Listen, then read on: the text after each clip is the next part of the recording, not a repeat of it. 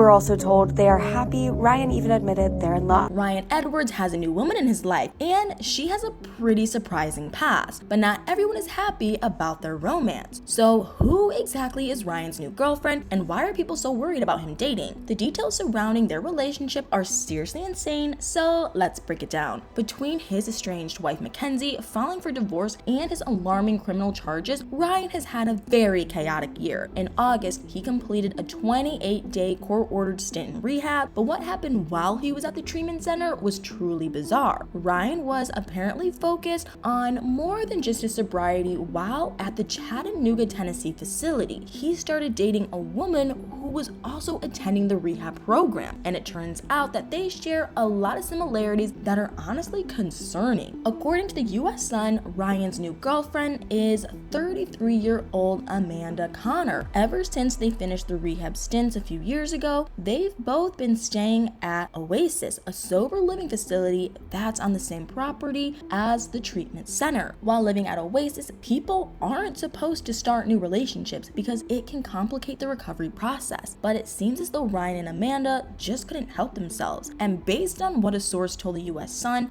that could be a huge problem. The insider claimed to be close to Amanda, and allegedly she isn't exactly a positive influence on Ryan or his newfound sobriety. But let's be real, is Ryan really the best influence on her? His history of criminal charges and being kind of problematic in general isn't exactly impressive. However, it sounds like Amanda's background is unbelievably similar to Ryan's. The source added that she's notorious around Chattanooga, and the reason why is extremely unsettling. The source revealed that ever since Amanda became an adult, she's supposedly been getting into trouble with the law constantly, and based on the court documents that were shared by the outlet, her criminal record is seriously crazy. In February 2009, Amanda was arrested for theft. Instead of having to sit in jail for the entirety of her 11th month 29-day sentence, she was placed on probation. It's uncertain what Amanda was booked for over the next few years, but she reportedly faced charges related to substance at one point. In June 2016, she was charged with theft of property and was once again put on probation, but just 3 months later, she found herself in even more trouble. In September 2016, Amanda was taken into police custody on several warrants because she had been previously charged for substance-related crimes. She was searched right away. After the authorities discovered that Amanda had illegal substances on her, she was also booked for possessing substances. 6 months later, she pled guilty and was given nearly a year-long sentence behind bars. But that still wasn't the end of her run-ins with the law. In August 2017, Amanda was booked again for possessing a controlled substance. After she pled guilty, she was court-ordered to complete the same rehab program that she recently attended. Unfortunately, her sobriety journey wasn't successful that time. In April 2018, Amanda was arrested again for possessing a controlled substance, but when she was being interviewed by police, she mentioned that she had also been selling them as well. She was given another year-long jail sentence, and what happened after that was seriously unbelievable. Amanda managed to get part of her sentence suspended due to good behavior, and she was allowed to serve the rest of her jail time on probation. But as I'm sure you probably expected, she once again found herself in hot water with the police. In November 2021, Amanda was pulled over for driving a vehicle with a license plate that didn't legally belong to it. Not only that, but the vehicle's registration was no longer valid. Not surprisingly, the cops also found substances when they searched Amanda, which led to an insane list of charges. She was booked for possession of substances, possession of equipment used with substances, and misuse of registration. Just like Ryan, Amanda somehow lucked out again, and those charges were ultimately dismissed. But there are still more charges on her intense criminal record. In June 2022, Amanda was arrested yet again for possessing both a controlled substance and equipment used with substances. But she was also found with several debit cards and food stamp cards that didn't belong to her. Even though Amanda had a long list of criminal charges, including fraudulent use of a debit card, her jail sentence sentence was suspended because of good behavior. But while she was serving the rest of her year-long sentence on probation, she was taken into custody again. Amanda was booked in June 2023 for driving under the influence and possession of a controlled substance. At the time, she was technically homeless and she was court-ordered to complete a rehab program at the same facility as Ryan. Hopefully, Amanda is able to keep her life going in a positive direction after she eventually leaves Oasis, and not just for her sake. She has a 10-year-old son, but it's not clear if he remained in her custody over the years. But aside from being a parent with a history of substance use issues, Amanda has another similarity to Ryan that's completely unexpected. It turns out that she has also been on TV before. Even though she wasn't on Teen Mom, her time in front of the cameras was incredibly dramatic. Believe it or not, Amanda actually appeared on the Jerry Springer Show. In an episode from October 2010, she was featured brawling with her best friend. But during their argument, viewers learned an absolutely bizarre detail about Amanda. Apparently, Amanda had recently broken up with Jesse, her ex-boyfriend of 6 years. Then she moved to Florida and almost immediately got married to another guy. But less than a month after tying the knot, the couple was already in the process of getting divorced. However, Amanda was upset with Jesse for moving on with her best friend. She angrily explained to Jerry that even though she had married another guy and was living in another state, she was still the boss of Jesse, which is honestly ridiculous. Amanda had apparently expected Jesse to stay single, and she wanted to reconcile with him after she moved back to Florida. But he claimed that she had treated him terribly, so he wasn't sure what to do. Even after Amanda physically fought her former friend, her fate with her ex-boyfriend was still up in the air. Amanda and Jesse's relationship ended up not working out, and she was officially divorced from her husband in Florida in January 2012. Even though most episodes of the Jerry Springer Show were staged, Amanda's on-screen behavior has still raised red flags with Teen Mom followers. Many social media users are worried that although Amanda and Ryan clearly have a lot in common, that might not be in their favor. They both have struggled with sobriety in the past, and being in a relationship could potentially distract them from making good progress. Not to mention, even if her situation on the Jerry Springer Show had been scripted, her quick marriage and equally rushed divorce were completely legitimate. That seems to point toward her not making the greatest choice in her personal life or relationships. But apparently, Ryan and Amanda's romance has already gotten pretty serious. In a photo that has since been deleted from Ryan's Instagram account, Amanda was sitting on his motorcycle. That might not sound like much, but allegedly it's a major step. According to what an insider told the US Sun, Ryan doesn't let anybody touch his motorcycle. So the fact that Amanda was allowed to sit on it must mean that she's a special person in his life. During their time at Oasis, Ryan and Amanda have been spotted walking around the property together. They've also been seen swimming at the facility's pool together and even going out to eat at a local restaurant. Hopefully, Ryan and Amanda are both able to stay out of trouble and continue being successful on their sobriety journeys. It does seem a little concerning that she allegedly has a bad reputation around Chattanooga, especially since Ryan obviously does as well. It would be devastating for Ryan to slip up now that he's finally started repairing his relationship with Bentley. He's also been able to see Stella and Jagger, his youngest kids that he shares with Mackenzie, but I guess we'll just have to wait and see what happens between him and Amanda and hope for the best. Anyway, now that we've talked about who Amanda really is and the details about her relationship with Ryan, I want to know what you guys think. What are your thoughts on Ryan dating